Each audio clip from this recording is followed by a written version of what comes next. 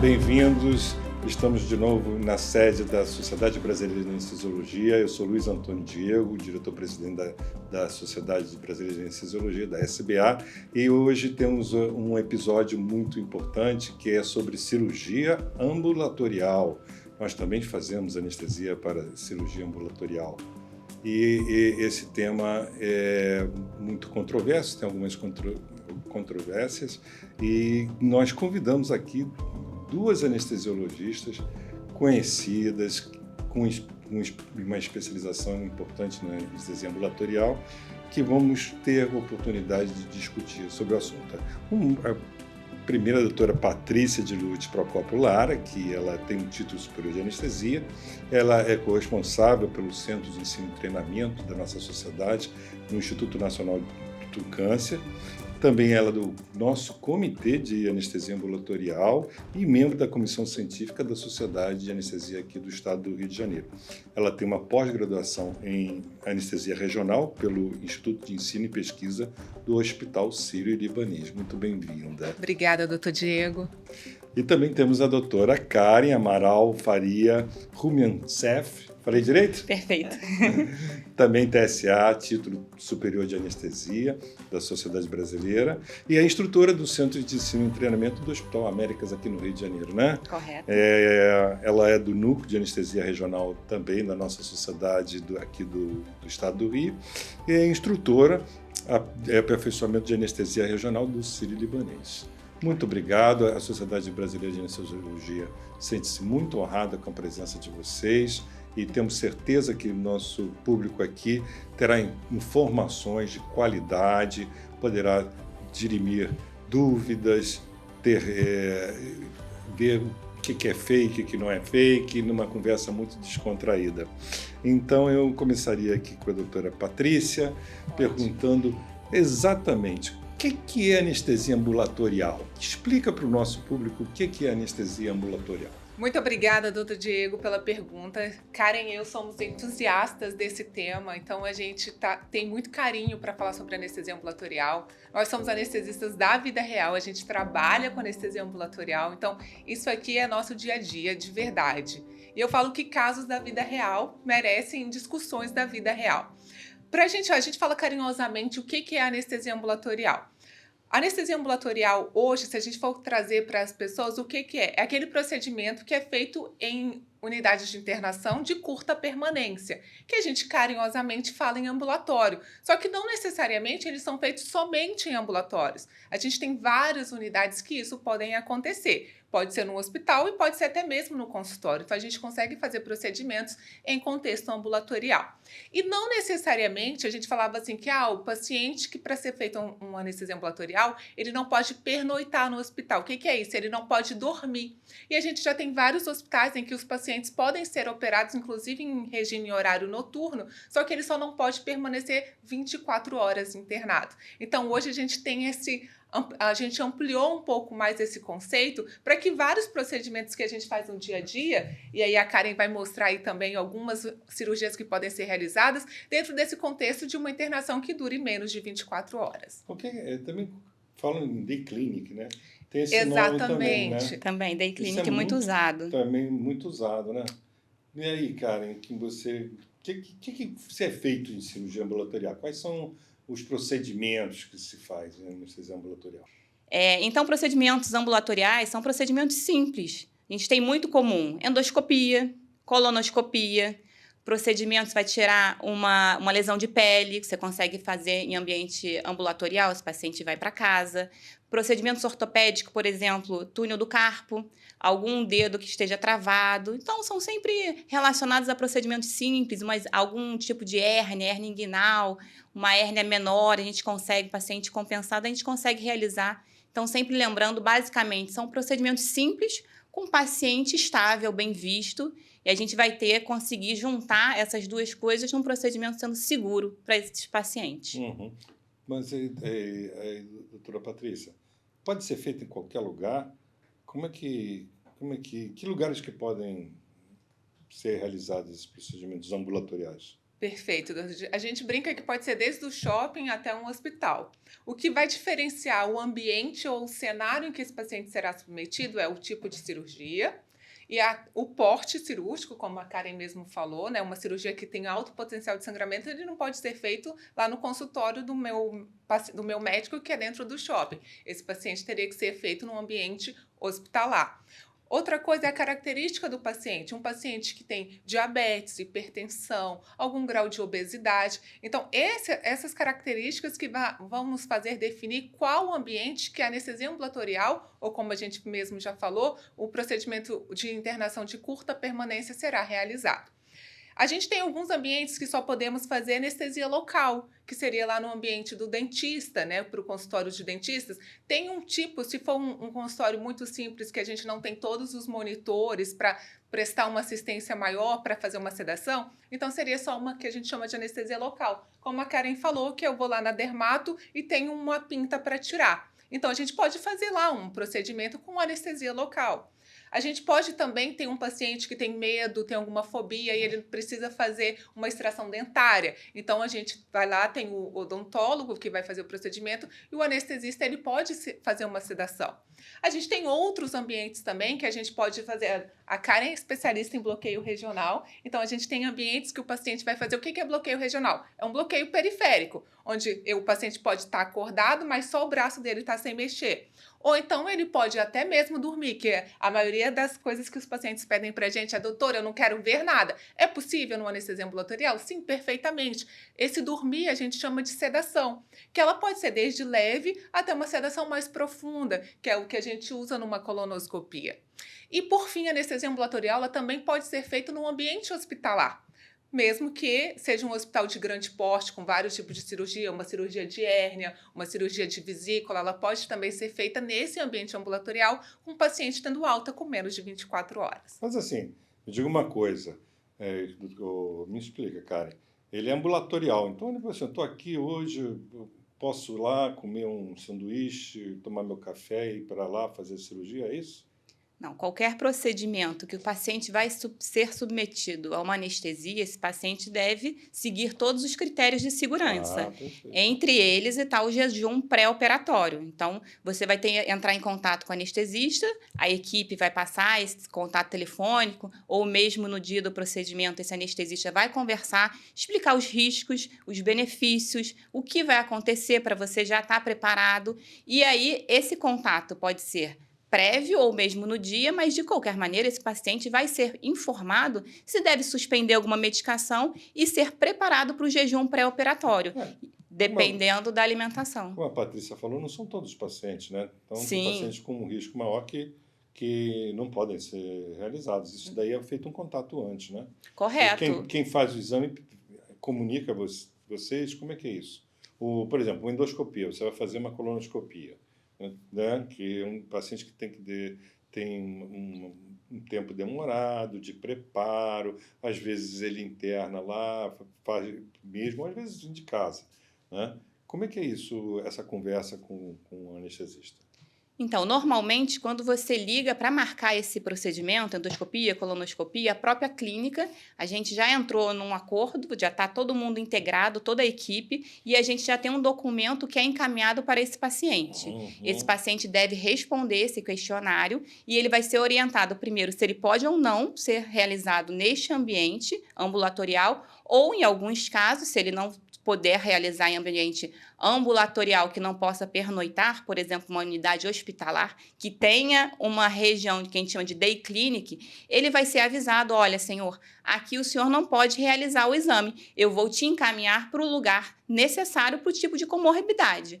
Não, o senhor pode realizar o exame com a gente. Então, para realizar o exame, a gente vai encaminhar ao senhor todas as necessidades, o protocolo que o senhor deve seguir, orientando o jejum, orientando até o que ele vai fazer para a colonoscopia, o preparo dele, o horário que deve iniciar, o horário de chegada no ambiente. Então, isso tudo vai ser conversado com o paciente, orientando se ele pode ou não ser realizado naquele ambiente ou se ele deve realizar o exame de uma forma que seja no ambiente hospitalar. Considerado day clinic, porque ele vai embora, mas aí a gente já está num ambiente terciário. Esse paciente, se tiver alguma complicação, ele está num ambiente hospitalar que tem esse backup para ele poder seguir com o exame da forma mais segura. Tem mais recurso. Não, eu só te perguntar uma coisa, Patrícia. Deixa eu te perguntar. Então, eu, por exemplo, posso chegar lá, estou aqui, eu vou fazer uma anestesia ambulatorial, um procedimento ambulatorial desse, uma endoscopia, ou vou fazer algum exame que também que seja às vezes uma ressonância, algum exame de imagem, né? Não pode ser uma coisa assim.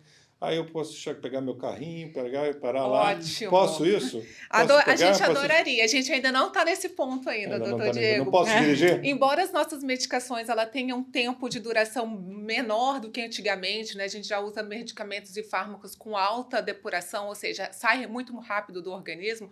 Primeiro, o senhor não pode ir sozinho. Tipo, peguei meu carro ou minha moto. Tem que levar alguém, né? Tem que levar um acompanhante maior de 18 anos, porque todas as orientações pós-exame serão feitas a este seu acompanhante. Por isso que ele tem que ter maior de 18 anos e que seja uma pessoa que consiga ler, compreender, porque a gente faz as orientações para casa verbalmente e de forma escrita. E tem porque consentimento informado, que é obrigatório, né? Exatamente. Que ele tem que consentir, né? O paciente tem que consentir e ainda tem o consentimento de alta, né? Que o responsável assume aquilo mesmo, porque se eu tiver qualquer intercorrência, já no ambiente de casa, eu tenho uma referência de algum hospital para onde eu tenho que levar aquele paciente. Então, todas essas orientações são feitas ao acompanhante. E a gente orienta também que o paciente que seja submetido a algum tipo de sedação ou algum procedimento, que ele por 24 horas não manuseie carros, veículos, nenhum tipo de veículo, que ele não tome decisões importantes. A gente, nessa hora, a gente até brinca, né? Se o senhor for fazer um depósito, faz só para mim, vou dar meu número do Pix, porque nessas 24 horas ainda existe essa confusão, a pessoa ainda tem uma cognição um pouco rebaixada, embora esteja falando, parece que está consciente, mas a gente tem uma letargia ainda na tomada de decisão. Então, a gente pede para não ter reuniões importantes, para não dirigir veículos. Que até dá uma amnésia, né? Até um pouquinho exatamente, antes, né? nem vai lembrar disso. Nem vai lembrar disso, às vezes, né? Tem até um familiar meu que foi fazer um exame de colonoscopia e não lembrava nem quando saiu da clínica. Exatamente. Lembrava já em casa e não sabia como é que ela saiu da clínica. Porque cada um reage ao medicamento de uma forma. De uma maneira. Existe um parâmetro, né? Entre que a gente faz uma dose, né? Que é esperado, que né? É esperado, mas cada pessoa... É o que eu falo sempre. Desvio né? padrão. Tem pessoa que toma uma tacinha de vinho e não acontece nada. Nada Tem mudou. Pessoa que toma uma tacinha de vinho e fica toda alegrinha, né? E normalmente a pessoa fala que está tudo bem. Você olha para a pessoa, ela está bem, ela está lúcida, ótima, orientada, né? Conversando, coisas coerentes, mas ela esquece. Então, isso é muito importante. Com medo da anestesia, de falar bobagem. Não tem isso. Eu falei alguma bobagem. A primeira coisa que pergunta, né? Hã? Eu já tive até paciente que fala, doutora, guarda meu telefone, que é para eu não responder nada, não falar besteira. Eu falei, fica tranquila. Não, isso daí, aliás, é importante isso. Nós temos uma ética, um código de ética médica muito importante. É um ambiente seguro, protegido. E assim, a gente fala que é simples, mas porque são procedimentos que não são invasivos, não são pacientes que a gente tem cuidado, né? Mas é um procedimento que a gente está o tempo todo com o paciente, olhando o tempo todo, né? Sedação não é uma coisa fácil, principalmente às vezes a sedação de boca, de região de vias aéreas, né? Como é que é isso, Patrícia? A gente fala que os procedimentos, igual mesmo o senhor falou, simples, só que isso não tira o grau de segurança. Nós somos os médicos, por isso que a gente fala que o anestesiologista é o anjo do paciente, porque nós somos os primeiros a chegar, a ficar com vocês, a conhecerem vocês. Então, toda vez por isso que a gente faz aquele tanto de pergunta, nossa, mas eu já respondi isso lá fora, tem que responder tudo isso de novamente, se eu tenho alergia, se eu tenho algum problema de saúde, quais os medicamentos que eu tomo. E a gente fala que não pode mentir para duas pessoas, né? Para o padre, ou para quem é religioso, né? Ou então para o anestesista, porque nós precisamos conhecê-los de fato, até para a gente aumentar o grau de segurança nos procedimentos.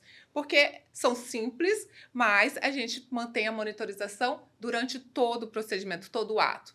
Quando a gente está lá mexendo na boca, então algumas medicações fazem com que a gente tenha um pouco mais de saliva. A gente usa medicações para diminuir essa saliva, então a gente tem que saber qual a medicação certa para usar, qual o tempo certo, quanto vai durar aquele procedimento para a gente fazer uma sedação guiada pelaquela quantidade de procedimento, pelas horas que serão gastas ali. E outra coisa, a gente disputa o ambiente com o dentista ou com a outra pessoa que está manipulando ali a boca. Quando a gente faz uma sedação que a gente fala que é uma sedação leve, é aquela sedação que eu consigo respirar sozinho. Seria a mesma coisa de em casa estar dormindo e aí alguém fala com você, Karen, você tá dormindo aí no sofá, vai dormir na cama. A Karen responde, mas ela tá com tanto sono que ela volta a dormir ali mesmo. No outro dia ela fala, poxa, me deixaram dormir aqui no sofá, né? Ninguém me levou pra cama. Eu falo sempre que sedação é difícil, porque às vezes você fica... E é uma coisa também assim, que é importante falar. Você tem anestesia, você tem uma perda da consciência, mas também da dor, né? E também da mobilidade, você não pode ficar mexendo. Então, as pessoas falam assim, anestesia, sedação é que nem dormir. Não, eu falei, dormir se pousa um mosquitinho no teu vidro, a primeira coisa que você faz é colocar a mão no coisa. Isso pode durante a cirurgia? Não pode. Você está lá operando o olho e pega e coloca a mão? Não pode. O anestesista está lá. Né? E assim, também, a gente está o tempo todo olhando. Pode fazer o próprio, por exemplo, quem faz a colonoscopia, pode fazer anestesia? Também não, porque a gente precisa de um médico exclusivo que esteja lá cuidando da parte da sedação, que é o médico que vai fazer as medicações através da veia para que aquele exame seja realizado. Então, como é que o médico que está fazendo o exame, ele vai conseguir olhar o monitor, lembrando que a gente está sempre... O que é quando a gente fala monitor? A gente fala da pressão, que a gente fica mantendo o valor da pressão em valores normais, a gente fica vendo se a pressão está baixa, se a pressão está um pouquinho mais alta. A gente coloca um aparelho que se chama oxímetro, então a gente consegue ver a saturação, ver o nível de oxigênio que aquele paciente está. A gente também coloca aquele eletro, né, que é aquele tanto de fio, você fala, nossa, eu estou parecendo uma árvore de Natal, todo monitorizado. Na verdade, não, tudo isso a gente faz para aumentar a segurança do nosso paciente e é como se a gente fala que é como se fosse o piloto de avião. A gente tem o controle do avião, né, no controle do paciente, quando a gente consegue ficar vendo todo o cenário. Então, o médico que está fazendo a endoscopia, como é que ele vai ver se ele está no lugar certo, vai olhar o estômago, vai olhar tudo que ele precisa ver ali durante o exame, e ao mesmo tempo ele fica vendo o monitor, vendo se o paciente está dormindo, se o paciente está acordado. Então, é muita responsabilidade, é muita função para um médico somente. Por isso que a gente tem uma resolução, né, 1670 de 2003, se alguém quiser conferir aí, exatamente falando sobre isso, que a gente precisa de, no mínimo, 2 médicos para a realização de sedação e o procedimento. Isso é muito importante, né, cara? É importantíssimo. E, infelizmente, a gente conhece alguns centros que têm esse tipo de conduta do médico que está realizando o procedimento ser o responsável pela realização de anestesia. Então, o que a gente sempre indica é ir num centro confiável. Pergunte sobre isso, você tem o direito de saber como aquele centro trabalha, pergunta se tem um anestesista ou se tem uma pessoa habilitada para realizar aquele procedimento. Então, sabendo disso, você tendo a bagagem do conhecimento, você consegue ativamente pesquisar e não cair em cilada. Uhum. A gente faz os procedimentos, não só ter o cuidado antes, no pré-anestésico, como vocês já falaram, durante o procedimento, também a Patrícia já falou da monitorização, dos cuidados que a gente está olhando, enquanto está fazendo, por exemplo, uma ressonância, o técnico está lá fazendo a ressonância, colocando na posição, nós estamos ali também olhando um procedimento, às vezes, invasivo ali naquele momento, então estamos bom. Mas, assim, de qualquer maneira, eu também pergunto que esse paciente, você falou, ele vai para casa. Como é que você sabe que ele pode ir para casa? E que condições? Tem algumas, por exemplo, que às vezes tem dor.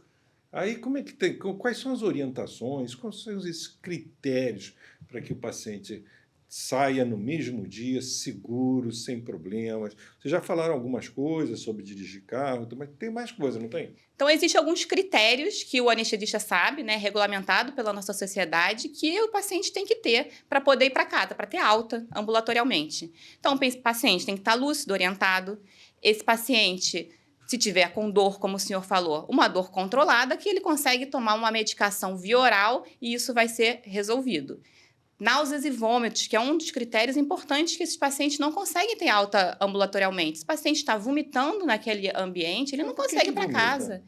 As nossas medicações, infelizmente, elas causam náuseas e vômitos. É normal. Não, é normal. Acontece em algumas pessoas. Acontece, a incidência é baixa, a gente tem arsenal terapêutico para realizar, para evitar que isso aconteça, mas infelizmente um ou outro paciente acaba ficando mais nauseado e vomita, e a gente consegue tratar. A gente tem até um perfil, né? A Karen me anestesiou recentemente e eu falei para ela, olha, pode me deixar até com dor, só não me deixa vomitar, porque alguns pacientes têm mais essa característica de náuseas e vômitos. Então, nós mulheres, então por isso que a gente fala que mulher vomita mais que o homem. É quem fuma, né? Quem não, na verdade, quem não fuma, exatamente, o tabagismo, quem não fuma vomita mais. Então, como mas a gente... não precisa fumar por causa disso. Exatamente, só por causa disso não, que a gente tem como evitar essa questão. Como evitar, não precisa fumar. Então, e se você tiver vomitado anteriormente, na sua cirurgia anterior, ou se for uma pessoa... A Karen adora também passear de barco, ela não vomita, mas eu sou Maria Vomitinha, gente, eu preencho todos os critérios, eu sou 4 em 4. Tem dependendo da pessoa, né? A gente chama de cinetose, são aqueles pacientes que andam de carro e já ficam enjoados só de andar de carro. Tem que andar no banco da frente, né? Que se for atrás já era. Que é montanha-russa. Exatamente. Então, ele tem que estar orientado, sangramento controlado, náuseas e vômitos estão controladas. Uma pessoa, um acompanhante maior de 18 anos que também saiba ler, porque ele vai ter as instruções do pós-operatório, pós-procedimento. Então, as medicações que ele vai tomar e os cuidados específicos inerentes ao procedimento em si. Hoje em dia se faz muito também outros procedimentos, até para ortopedia, né? Você faz alguns procedimentos que têm dor. Tem outras coisas que podem ser feitas? Sim, existem alguns procedimentos que a gente consegue fazer em ambientes ambulatoriais. E a gente usa o que a gente chama de anestesia regional. Eu vou fazer com uma parte do corpo específico, regional, vai ficar sem sentir. Exemplo, machuquei, estou com túnel do carpo, quero fazer um bloqueio regional para aquilo. Então, vou ficar um tempinho sem mexer a mão. Ou procedimentos de joelho, fazem muito artroscopia de joelho, esses pacientes conseguem ir embora no mesmo dia. Então, eu posso fazer só um procedimento específico do joelho, como a raquianestesia, que vai pegar os dois lados, ou posso fazer um procedimento só anestesia regional do nervo safeno, por exemplo. Então, esse paciente vai estar com um bloqueio no específico sensitivo, ele vai conseguir andar, mas se eu fizer um bloqueio femoral, ele não vai conseguir andar. Ficou assim, claro, a RAC pode ir embora logo? Como é que... Se ele tiver os critérios, já está com sensibilidade, capacidade motora preservada, conseguir andar, ele vai ser orientado de utilizar ou não as muletas. Vocês fazem testes para isso, né? Sim, esse paciente é avaliado no pós-procedimento, ele deve permanecer, a gente pede em torno de 6 horas, pelo menos, para você ter essa reversão desse tipo de anestesia. Como a gente usa técnicas com duração menor, então esse paciente consegue andar, inclusive hoje a gente já faz fisioterapia precoce nesses pacientes que operam o joelho. Então ele só vai para casa depois que as duas pernas já estão movimentando normalmente. Então para o pessoal de casa, a gente pode fazer sim RAC em ambiente ambulatorial, pode fazer anestesia geral, alguma cirurgia que precise, por exemplo, entubar, também pode ser feito e o paciente pode ir para casa em menos de 24 horas. E se tiver o bloqueio regional de um membro específico, o braço, o pé, perna, ele pode ir embora também com esse membro bloqueado. Ele deve ser orientado que aquele membro, braço, perna, aquela região, está com a sensibilidade alterada. Então, ele tem que estar, se for um braço, de preferência com uma tipóia de proteção, porque ele não está sentindo. Então, ele pode vir a machucar, esbarrar, ter alguma alteração ali, porque ele não está sentindo. Dentista, que você fica aquela sensação e morde a língua. Com a boca torta. Com a boca torta, né? Então, lembrando que tem que preservar aquela região que está anestesiada, mas isso não o impede de ter alta. Se ele tem os outros critérios, esse paciente está liberado. Mas ele sai também com um telefone, com tudo, para voltar. Com certeza. Qualquer dúvida, ele... Não, e com uma prescrição também, né? Porque senão a gente quer levar a doutora Karen para casa, que ela deixa o nosso braço sem dor. Aí, de repente, eu chego em casa, começo a mexer o braço, começa a dor. Então, por isso que tem uma prescrição que vai para casa. Para não sair, o paciente também não pode sair do 0 de dor, porque é o braço sem mexer, fez ali aquela anestesia, tô ótima, para 10 de dor. Então, a gente tem uma prescrição que a gente orienta o paciente, já toma aqui antes de chegar em casa, para quando passar a mão voltar a mexer, o senhor continuar sem dor. E também para náuseas e vômitos e outras medicações que precisam ser mantidas nesse pós-operatório. E qualquer complicação mais grave, esse paciente tem um telefone de algum responsável da equipe e ele vai ser orientado a seguir para um hospital, que aquele centro tem que a gente chama de um credenciamento, né? Se for um ambiente ambulatorial, como a Patrícia falou, um consultório dentro de um shopping, ele não vai voltar lá. Ele vai voltar para um hospital de referência daquele local. Né? Perfeito. E tudo. E, assim, a chance de ter uma complicação é muito grande? Vocês veem isso muito frequentemente? Não, graças a Deus não, né? Por isso que a gente continua fazendo. Principalmente, eu acho que seguindo os critérios que o paciente deve saber.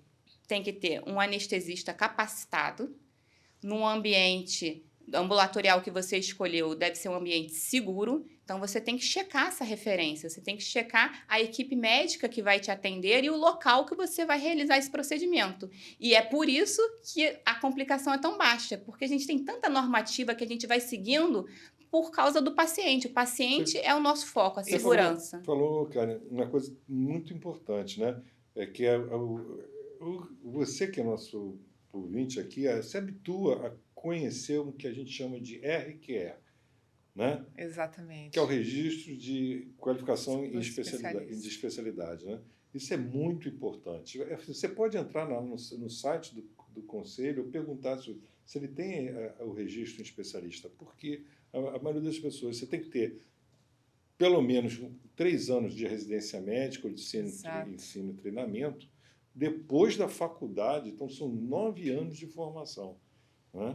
Então, se você tiver nos centros credenciados, isso é muito importante. Importantíssimo. E ter o título de especialista é fundamental, porque é quem tem a experiência para isso, né? E o senhor falou uma coisa boa de experiência, de que às vezes as pessoas, mesmo que tenham uma complicação, que é uma coisa que a gente não pode acontecer um evento adverso, a gente também é capacitado e faz treinamentos constantes para que a gente esteja adaptado, esteja pronto, né? A gente hipertrofia as nossas capacidades, até mesmo de tratar aquela intercorrência, aquele efeito colateral. Isso é muito importante. Nós temos aqui na SBA um instituto, SBA de Simulação e Certificação, que faz cursos de ressuscitação cardiorrespiratória, de via aérea. É maravilhoso, que vocês conhecem. Sim, já. Incrível. E tem cursos especializados justamente para isso, para manter as vias aéreas. As vias aéreas que a gente fala, né? Isso. Quer explicar um pouquinho, Karen, como é que é o cuidado da via aérea? O cuidado da via aérea é essencial e o anestesista é o médico responsável por isso. Via aérea é boca, língua, nariz, língua. É a parte que o ar vai entrando e vai indo para o seu pulmão. Então, lembrando complicações de procedimentos odontológicos, já peguei até no hospital que eu trabalho, estava usando uma broca para realizar um procedimento odontológico e aquela broca, na hora o paciente tossiu.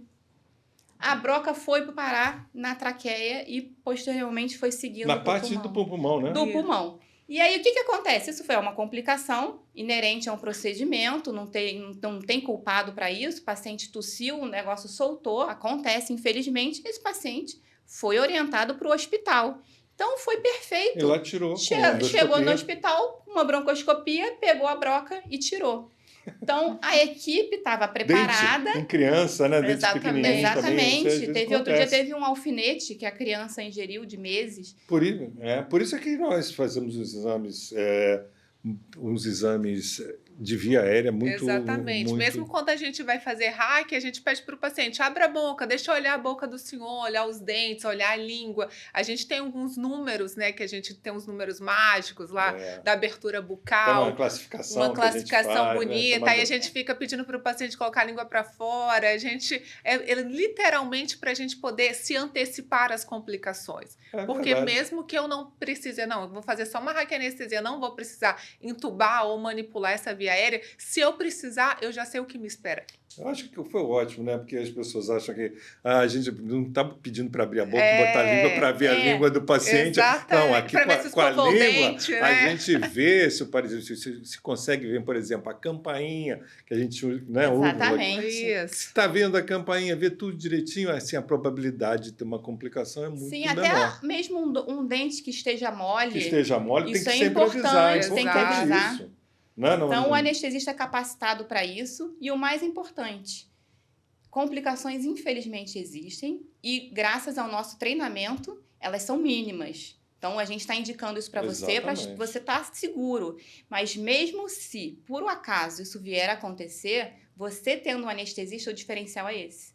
Você tem um anestesista treinado para resolver aquilo. Isso é muito importante. Por exemplo, Patrícia, tem paciente que hoje é muito comum, que usa CPAP, tem apneia de sono. Exato. Né? Que ele normalmente, se não tiver o aparelho, ele já vai estar roncando e vai estar, que a gente chama, dessaturando. Quer dizer, já não vai estar oxigenando já tá baixo. as suas células como devia, né? Você fica aquele aparelhinho, já dá se você botar, né, no ronco, é que está caindo a língua, né, obstruindo. Como é que é isso na cirurgia ambulatorial? Tem também esses aparelhos, se você acordar um pouco mais sonolento? Sim. A gente, inclusive, orienta os pacientes que utilizam o CPAP para levarem o seu CPAP no dia da cirurgia.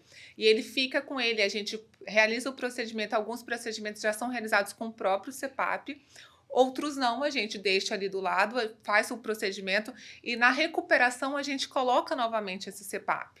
Então, a gente tem toda essa preocupação. A gente usa medicações que não deprimem tanto a respiração, principalmente nesse perfil de paciente que a gente já tem uma dificuldade maior para ele respirar sem auxílio, né, já que baixa a saturação. Esse paciente a gente precisa fazer o que a gente chama de suplementação, ou seja, dar um extra de oxigênio, porque só o oxigênio aqui que ele respira normalmente não são suficientes, a quantidade não são suficientes para manter os níveis que a gente acredita que são seguros. Então, esses pacientes a gente tem um cuidado e orientações mais específicas. Então, se você tem o que a gente chama de apneia do sono, ou que é a pessoa que ronca muito, ou então já faça uso prévio do CPAP, a gente tem que saber, você tem que contar isso para o seu especialista, seu cirurgião, o médico que está te atendendo e reforçar esse aviso também ao anestesista. Patrícia, só uma coisinha. Por exemplo, paciente, você trabalha no Instituto Nacional de Cardiologia. Tem pacientes que fazem câncer. Desculpe, cardiologia não é do câncer, porque eu fui do cardiologia. Então INC, INCA. Né? Eu fui do INC, aqui no Rio de Janeiro. Você tem pacientes que fazem muita quimioterapia, tem problemas, às vezes, de punção, de acesso venoso. Como é que lida com isso? E, principalmente, o senhor trouxe um ponto que nós temos, inclusive, alguns trabalhos lá no INCA que a gente vem fazendo, porque a gente faz muita radioterapia em criança. Sim. E os tratamentos com radioterapia são diários. Imagina, todos os dias a gente ter que puncionar ou pegar um acesso numa criança que está fazendo, ela já está numa questão que a gente é bem mais sensibilizado, né, que é uma criança com câncer. Então, a gente tem vários procedimentos lá que a gente tem que fazer uma sedação. A gente tem alguns procedimentos que tenta fazer com que a criança só seja puncionada depois que ela durma, então a gente tem esse cuidado. Outros pacientes que tenham dificuldades para a gente achar uma veia, então a gente coloca aquele paciente para dormir antes de realizar a punção. E a gente faz isso com muita segurança. Então, procedimentos que são indolores, a gente às vezes consegue fazer uma sedação mais leve, porque aquilo é só para o paciente dormir e para a gente conseguir puncioná-los de forma adequada, dando analgesia para o paciente antes dele ser submetido ao procedimento. Tá, você faz lá no INCA também, aqueles pacientes que estão fazendo radioterapia, né? Exatamente. Aí é mais complicado um pouco que você não fica junto, né? Porque a gente não fica na mesma sala, por isso... Mas não deixa de estar olhando. A gente só não fica colado no paciente, mas a gente tem um monitor que a gente prontamente... E é assim que se acontecer alguma complicação, que são coisas muito raras, a chance de eventos adversos, porque a gente já se antecipa, são menores, mas como a gente fica a gente não fica na sala da radioterapia, a gente fica numa sala do lado, numa antessala, com o paciente com uma câmera, então a gente fica o tempo todo do procedimento, né? Olhando o monitor, porque a gente tem como ver a respiração, aquilo que eu expliquei para vocês. a capnografia, que é um aparelho que a gente vê se o paciente está respirando e como está essa respiração. Ele A gente fica vê, junto com a máscara e fica você junto te com dá a uma onda, máscara, né? Aí exatamente. você vê a respiração também, né? E a gente tem sido, cada vez mais, a gente fala que a gente tem colocado a família dentro do ambiente, o que isso é muito bacana também, porque a separação da criança da mãe, na hora que vai fazer um procedimento que já é num ambiente hostil, a gente acredita que a humanização também faz parte da gente ter a família ao lado. Então, a gente deixa a criança dormir com os pais na sala. Então, depois que a criança dorme, a gente fala para o pai aguardar do lado de fora, só para terminar o procedimento. Quando a gente vai acordar a criança, a gente traz os pais para dentro do ambiente para tentar fazer um ambiente mais familiar e menos hostil para esse tipo de paciente. E não só crianças, né? Pacientes especiais também, que precisam desse cuidado maior. A gente tenta diminuir esse ambiente, né? Tentar trazer mais humanização para dentro da sala de cirurgia. Falar esse negócio dos pacientes especiais, por exemplo, pacientes que têm o aumento da língua, né? Tem algumas síndromes que tem esse tipo que dificulta a via aérea, que às vezes tem pacientes, por exemplo, que normalmente criança até você não faz muita coisa, muitos exames com isso, são crianças que às vezes vai fazer um procedimento ambulatorial simples, tirar alguma coisa que esteja perturbando, né? Mas assim, você tem alguma orientação em relação a esse paciente com uma malformação de... A gente tem muitos pacientes também de síndrome de Down, pacientes autistas, principalmente para procedimentos odontológicos, que por si só, uma criança sem nenhuma alteração já teria uma dificuldade, esses pacientes precisam de um apoio maior. E como a doutora Patrícia falou, a família ao redor ajuda muito. Mas isso é muito importante, ter o anestesista em um local adequado, porque alguma dessas síndromes tem complicações, como o senhor falou. Por exemplo, a síndrome de Down, a gente tem... Exatamente. Tem alteração cardíaca, tem alteração de via aérea. Então, o anestesista tem que estar sabendo disso previamente com o seu aparato todo montado para qualquer tipo de complicações que possa ter, ou mesmo interferência na respiração. A gente sabendo disso, a gente já está preparado, as doses também podem modificar. E uma coisa importante que a doutora Patrícia falou é da família. A gente vê com crianças e principalmente pacientes que têm alguma outra síndrome, o apoio familiar do acompanhante, não necessariamente um parente de sangue direto, mas o acompanhante que está ali no dia a dia da criança, a criança acorda melhor, chora menos, porque ela está vendo alguém de confiança. Diminui a ansiedade da separação, né? Exatamente, e usa menos droga com isso. A gente consegue um despertar e o encaminhar da anestesia, né, dependendo do procedimento que seja, é mais suave. Bom, isso é muito importante até você falar sobre essa questão da ansiedade de separação, porque é uma obrigação, né? Você poder estar com a criança. Hoje em dia tem toda uma legislação nisso. Perfeito. Por falar em legislação, vou botar aqui um tema que está na crista da onda aí, falando que é sobre anestesia para tatuagem. Tem gente que faz a tatuagem aí, o corpo inteiro quer ser anestesiado. Como é que está isso? Você viu que o doutor Diego era nosso amigo até agora, né? Já jogou aí Caiu na mídia. Caiu uma pimentinha na nossa discussão. É fato ou fake? É fato ou fake? O que vocês acham, cara? Então, pelo CFM, o anestesista pode realizar anestesia para um médico ou para um dentista. Então, se o procedimento de tatuagem não está sendo realizado por um médico ou um dentista. É verdade, existe legislação para isso. Então, legalmente... No momento, né? Aguardando a cena dos próximos capítulos. Além disso, eu acho importante também que a gente está numa geração de beleza, querendo se embelezar muito, e filtros de rede social, e dando uma importância demasiada à aparência. Então, eu acho importante lembrar, colocar sempre na balança. Todo procedimento anestésico, você tem o risco de ter uma reação alérgica, de ter algum tipo de complicação. E isso já saiu na mídia para procedimentos de face. Então, gente, pensa no seu melhor. Você quer ser submetido a um procedimento com risco ou não, em relação à sua beleza? Escolha bem o seu profissional, né? A tecnologia tem vindo aí, a gente tem várias tecnologias utilizadas para estética, para fins estéticos.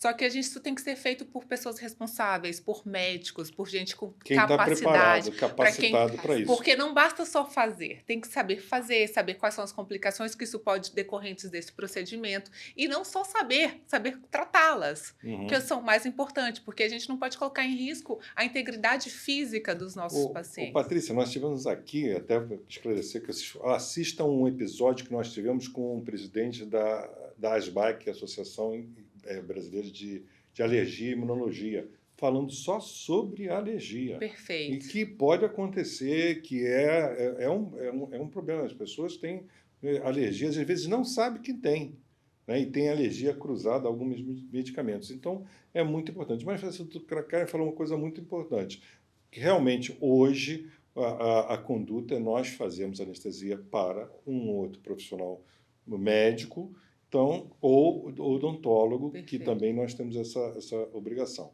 de respeitar. Num momento, é isso que se coloca. Então, eu não tenho outro comentário, né, legal aqui da anestesia.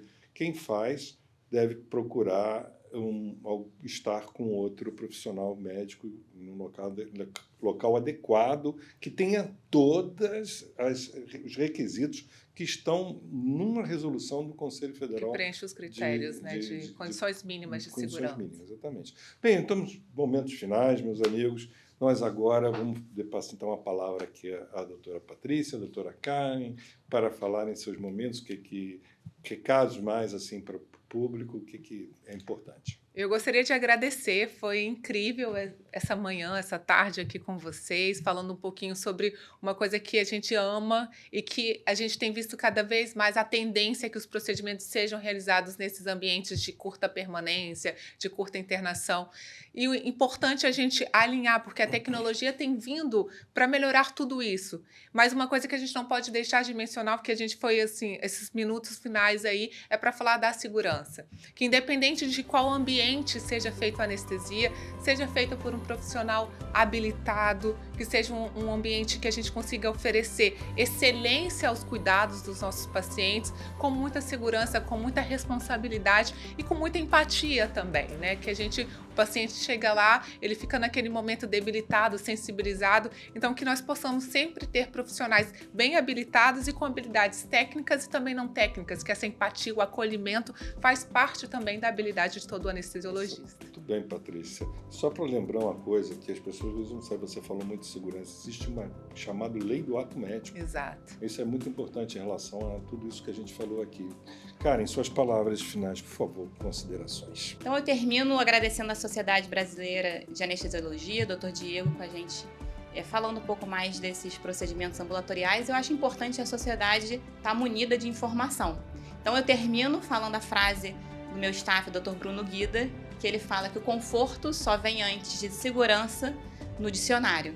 E hoje a gente trouxe várias informações para os nossos pacientes terem mais segurança com relação a esses procedimentos. Até mesmo na Disney, né? A gente acha que o papel da Disney é encantamento, não. A segurança vem antes daquela fase de encantamento. Você lembrou bem, né? Esse é um livro assim, clássico, né? Do Lee, se eu não me engano, que fala sobre se eu administrasse o meu hospital como se fosse a Disney. Porque quem vai à Disney vê o Mickey lá, vê o Shrek lá fazendo show e tudo, mas ele chega lá e está olhando ali atrás daquela fantasia, ele está olhando tudo principal da segurança. Porque imagina um brinquedo daqueles acontecer de alguém morrer. Acaba com a Disney. Então isso é muito importante. Gente, eu acho que tivemos aqui muitas informações. Agradeço demais aqui vocês que estão nos ouvindo.